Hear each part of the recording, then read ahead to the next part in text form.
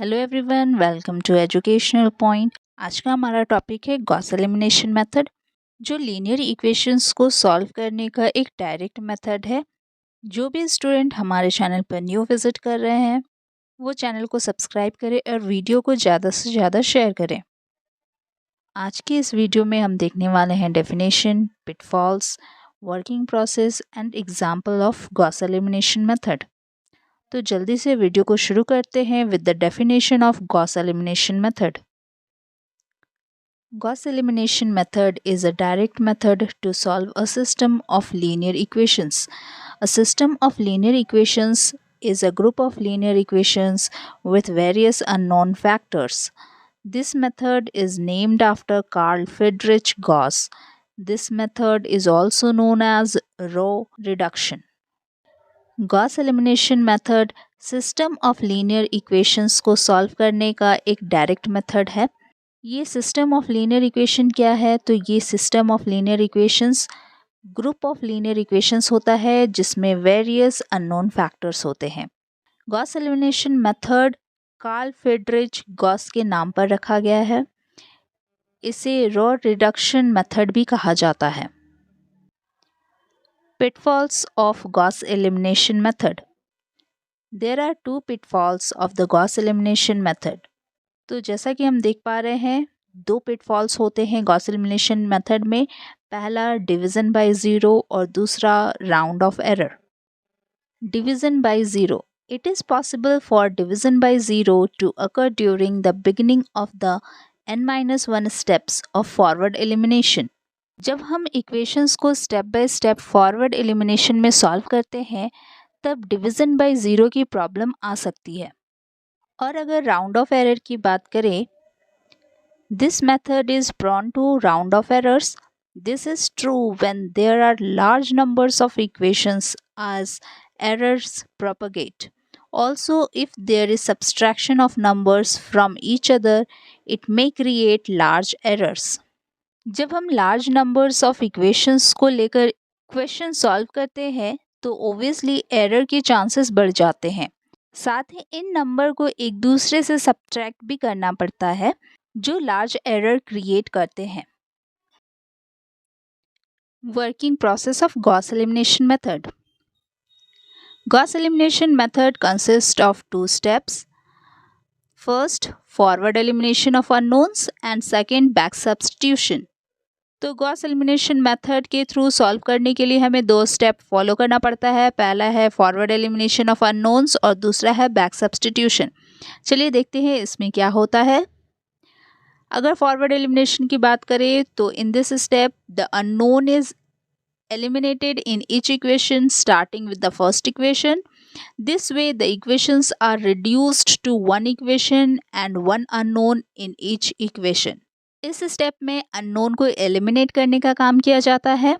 इस तरीके से इक्वेशन वन अननोन के साथ रिड्यूस हो जाता है। In back substitution, starting from the last equation each of the unknowns is found.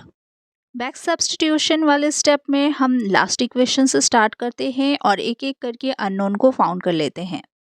चलिए अब सॉल्व करते हैं एक example. Solve the following systems of linear equations bye Gauss elimination method. यहाँ पर तीन इक्वेशंस दिए हुए हैं जिसको हमें गॉस एलिमिनेशन मेथड के थ्रू सॉल्व करना है. पहला इक्वेशन है x + 3y + 6z = 12. दूसरा इक्वेशन है x + 4y + 5z = 14. तीसरा इक्वेशन है x + 6y + 7z = 18. तो इक्वेशन को सॉल्व करने के लिए सबसे पहले हमें इन इक्वेशंस को मैट्रिक्स फॉर्म में लिखना पड़ता है, जो कि ax = b के फॉर्म में लिखेंगे, जहाँ पर a कोएफिशिएंट मैट्रिक्स होता है, x अननोन फैक्टर्स का मैट्रिक्स होता है और b कांस्टेंट टर्म्स का मैट्रिक्स होता है. तो इस तरीके से हम इक्वेशंस को मैट्रिक्स फॉर्म में लिख लेंगे. नेक्स्ट, मैट्रिक्स फॉर्म में लिखने के बाद हम इस मैट्रिक्स को ऑगमेंटेड मैट्रिक्स में कन्वर्ट कर देंगे. ऑगमेंटेड मैट्रिक्स कुछ इस तरीके से लिखा जाता है जहां पर एक तरफ कोएफिशिएंट मैट्रिक्स होता है और दूसरी तरफ कांस्टेंट मैट्रिक्स के एलिमेंट्स होते हैं. उसके बाद हम गॉस एलिमिनेशन मेथड के थ्रू सॉल्व करना शुरू करते हैं, जिसमें हमारा पहला स्टेप होता है फॉरवर्ड एलिमिनेशन ऑफ अननोन्स। अब हम एक एक करके अननोन्स के लिए इक्वेशंस को सॉल्व करेंगे। गॉस एलिमिनेशन में सॉल्व करने के लिए हमें मैट्रिक्स के लोअर ट्रायंगुलर को ज़ीरो करना होता है।